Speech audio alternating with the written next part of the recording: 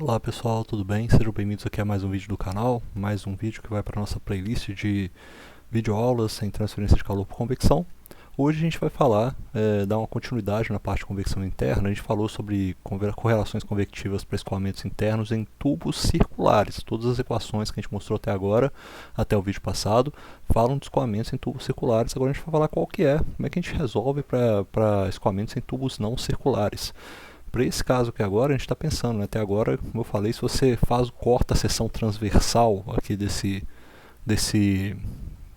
duto, eu vou fazer um corte aqui, ó, pá, fiz um corte nessa região, e aí eu vou querer olhar, igual a gente faz lá nas aulas de desenho técnico, né? Tem uma setinha para cá, não é? E a outra setinha para cá, e aí eu vou falar, isso aqui é o meu corte na seção A, tá? E se eu olho a minha seção A aqui agora, porque a gente viu até agora, essa seção A ela seria igual a um círculo, né? Seria isso aqui, ó, um círculo, supondo que esse meu círculo é quase perfeito. Mas agora, ele não é mais isso, a gente tem que considerar que pode ser agora qualquer coisa, poderia ser, por exemplo, um quadrado. A gente tem muitas aplicações de troca de calor em dutos, né? Onde já não é mais um círculo, agora vai ser um quadrado, e você vai ter essa diferença, né? Esses comprimentos aqui, ó. Vou chamar isso aqui, deixa eu ver como é que está no livro.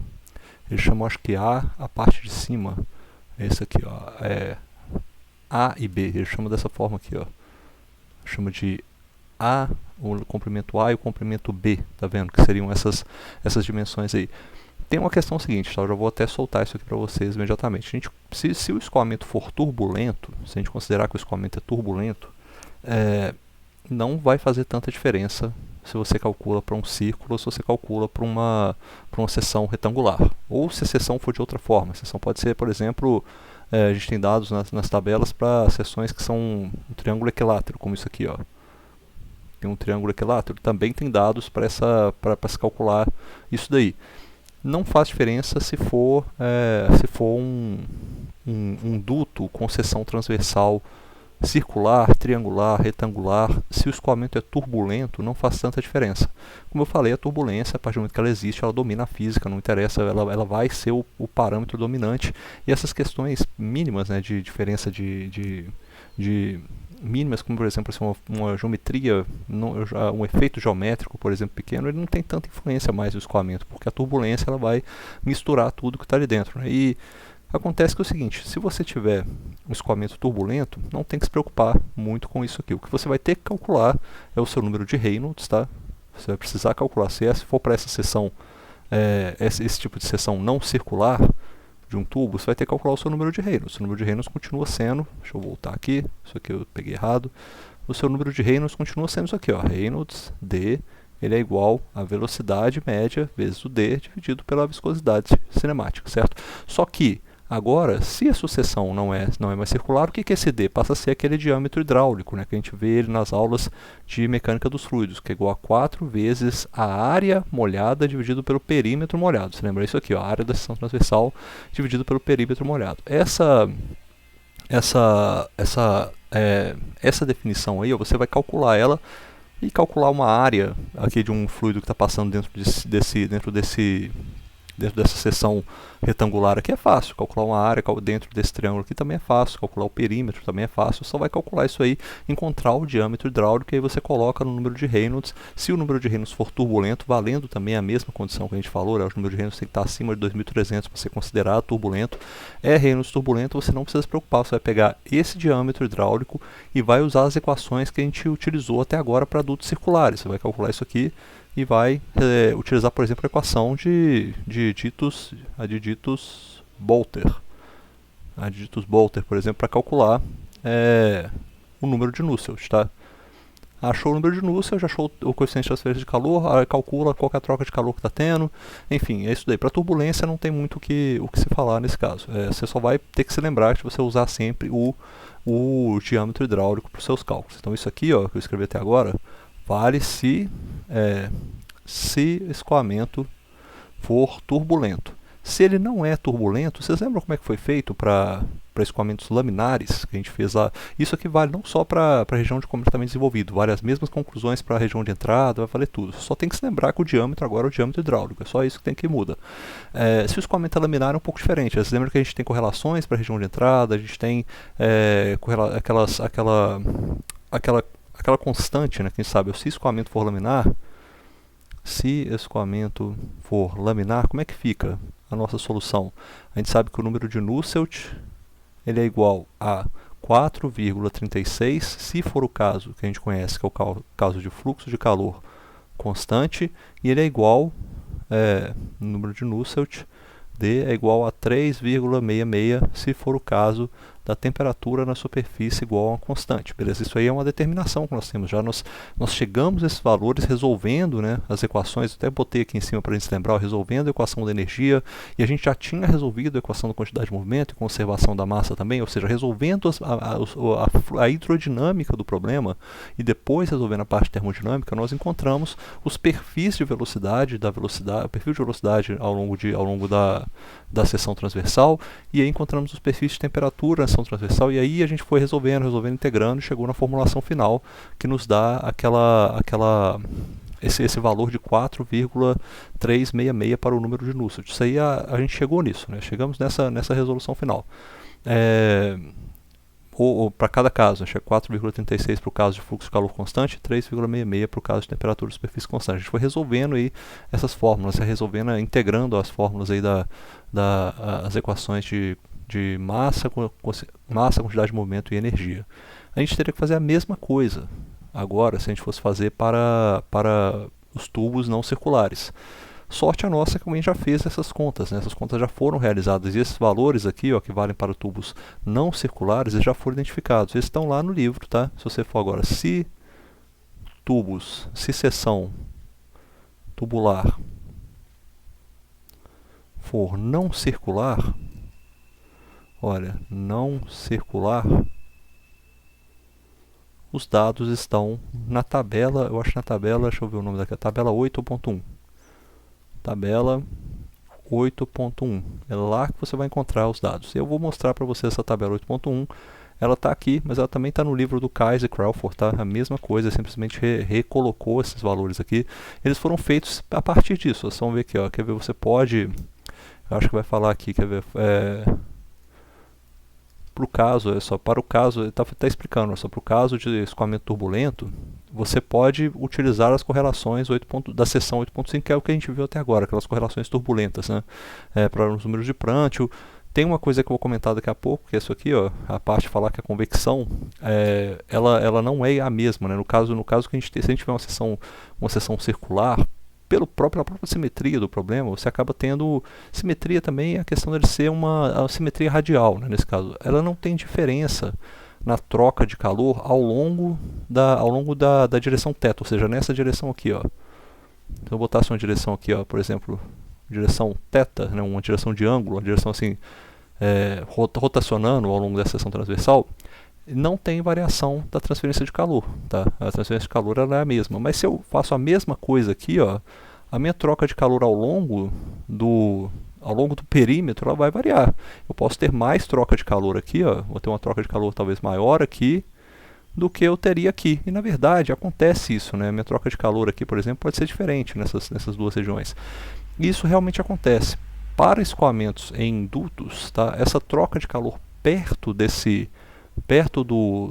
da quina, ela é praticamente zero. Olha só, o fluxo de calor, a troca de calor, né, a taxa de transferência de calor nas quinas, vou botar aqui no corner, né, era igual a zero. Ou seja, você não tem troca de calor nesse ponto. Isso aí tem uma implicação interessante. Se você pensar em trocadores de calor desse tipo aqui, olha só, vou mostrar para vocês um trocador de calor. Esse tipo aqui de trocador de calor, tá? Eu vou mostrar ele aqui, ver se ele sai aqui agora. Ah, não saiu, cara. Poxa, eita, pera aí. Ah, ele não saiu. Eu vou trazer aqui para vocês verem, ó. É isso aqui, ó. Esse trocador de calor aqui, ó. Esse trocador de calor é um trocador de calor chamado, em inglês fala fan plate. É porque você tem um monte de aletas aqui dentro e você tem as placas, né? O que você quer fazer, na verdade, é trocar calor ao longo dessas várias camadas que você tem aqui. Você está passando um fluido aqui dentro, aí o outro às vezes passa aqui por fora, e aí você tem um monte de aletas, essas aletas aumentam, né, a área de troca de calor, e você vai também essa própria placa que ela ajuda a trocar calor também. O escoamento passa ali, vai trocando calor na placa, troca calor na aleta, ele otimiza, e é realmente algo muito eficiente. Está falando que existem vários métodos aí para você, fala só o uso, ele fala aqui que a versão e realmente, né, tem revolucionário e tem uma eficiência que realmente é muito alta. A eficiência desse tipo de trocador de calor é muito alta. Mas quando você vai calcular essa troca de calor, você pensa que lá dentro, né, você olha para o fluxo que está entrando em cada uma desses buraquinhos aqui, ele está vendo uma seção retangular. E quando é modelada, quando você modela esse problema, é falado o seguinte: você vai falar que a temperatura dessa aleta ela é constante, e você tem um fluxo de calor que é constante ao longo da aleta, o que não acontece, porque na realidade, pelo fato dele ter essa seção que é retangular, chega na quina dele, ele não tem troca de calor. Tá? Então isso aí que está sendo falado no livro, é isso que fala nessa parte aqui do livro, ó, que a gente está vendo, está falando, olha, chegou ali para o tubo não circular, o teu coeficiente de convecção se aproxima de zero, perto das quinas, né? Então usar está comentando aí, né? Então ao usar uma correlação de tubo circular, o coeficiente deve ser presumido como sendo uma média ao longo do perímetro, né? Você está falando de um coeficiente que era a média ao longo de teto, ou seja, esse coeficiente de calor que a gente vai calcular aqui, ó, que seria um coeficiente de calor para a troca dessa seção retangular que a gente está vendo aqui, ela na verdade não é, pode considerar que fosse assim, uma média ao longo de θ, sabe? É uma média ao longo de θ que você está calculando. Então não só é um coeficiente médio ao longo do comprimento que a gente calcula normalmente para o Nusselt, né? Vai ser uma média também, considerando que vai ter praticamente uma média da troca de calor ao longo do perímetro que você tem aí. Beleza? E aí ele fala o seguinte, olha, para escoamentos turbulentos, beleza, você usa as correlações que você tem para escoamentos turbulentos de tubos circulares, só considera que o diâmetro agora é o diâmetro hidráulico, beleza, tudo certo, mas para escoamento laminar já não é assim, né? Essas correlações, se a gente usar a mesma correlação e só mudar para duto usando o diâmetro hidráulico, não dá tão bom, fica ruim, na verdade. Então, existem meios de você chegar na mais acurada. O jeito é você pegar as equações de Navier-Stokes, né, junto com a equação aqui da energia, resolver todo mundo junto, e vai resolvendo no final lá, igual a gente resolveu na parte de escoamento laminar em dutos circulares, você achar os perfis de velocidade, achar o perfil de temperatura, fazer integrar todo mundo ali ao longo da área, e aí você encontraria os valores igual a gente encontrou esses dois valores aqui, ó, igual a gente encontrou esses dois valores para dutos circulares, você vai encontrar os valores associados a fluxo de calor constante, temperatura constante, quando você tiver um duto não circular. Isso aqui já foi feito, está nessa tabela, tá vendo? Ou seja, se você estiver trabalhando, por exemplo, com uma seção transversal, tipo A e B, que ela é um tubo quadrado, A e B são iguais, por exemplo, B sobre A é igual a 1, você tem essa troca de calor, tá vendo? Para um fluxo, esse é o seu número de Nusselt para o fluxo de calor constante, e esse aqui é o seu número de Nusselt para a temperatura constante. Também te dá qual é o valor do seu fator de atrito multiplicado pelo Reynolds, né? Porque a gente sabe que para dutos circulares, na região laminar, o fator de atrito, deixa eu voltar aqui, sabe, para dutos laminares, na região laminar, o fator de atrito é igual a 64 sobre Reynolds D, ou seja, 64 é igual a F vezes o Reynolds D, que é o que está apresentado aqui nessa última coluna, o F vezes o Reynolds D. A gente vê aqui que é 64 para dutos circulares, mas conforme você vai deixando esse duto quadrado e vai deixando cada vez mais retangular, mais alongado, ele vai só aumentando um pouquinho esse fator de atrito. Tem uma condição aqui no final que é falado, olha, se é um duto infinito, né, você tem uma largura dele muito maior do que a altura, bem maior do que 8 aqui no caso, maior do que 8 vezes a altura. Aí você considera como infinito e aproxima dessa maneira aqui, aproxima com esses valores. E tem também o caso que é o caso triangular. Tem o caso que é aquecido em cima, isolado embaixo, ou seja, tem outros coeficientes de troca de calor também. Tem uma coisa que é interessante, né? Vocês viram que eu falei essa questão de você ter a quina é uma região que você não troca calor. Quanto menor for, quanto mais longe essa quina tiver, assim, eu penso dessa forma, quanto mais longe a quina tiver, ou quanto menor for a influência da quina, no geral, né, do escoamento, melhor, né?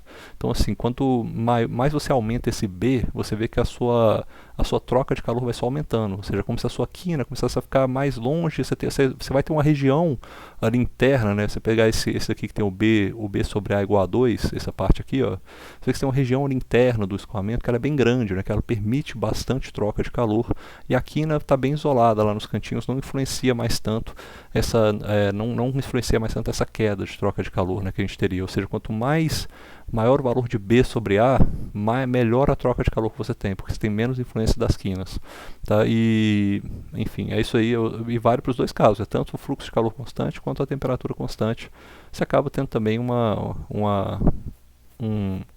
assim como seu fator de atrito, né? Ele é Reynolds dividido por esse número aqui, acaba que o seu fator de atrito ele tá ficando cada vez está aumentando, né, um pouquinho, está aumentando um pouquinho mesmo com o seu número de Reynolds, né?